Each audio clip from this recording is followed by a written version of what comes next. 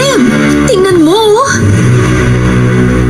Siya ang iyong baby brother. Baby ano? Brother. Napakarami kong mga tanong. Sino siya? Bakit siya nandito?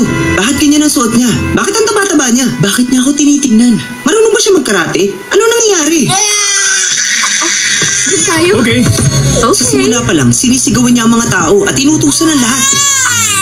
Ito ba ang gusto mo? Isang bagay lang ang malinaw. Siya ang boss. Nag-set up siya ng opisina sa gitna mismo ng bahay.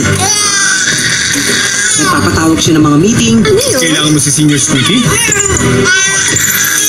Maraming mga meeting. Sige lang. Tayo na. Kahit sa kalagitnaan ng gabi.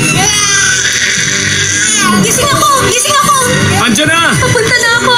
At kung hindi masusunod agad ang gusto niya,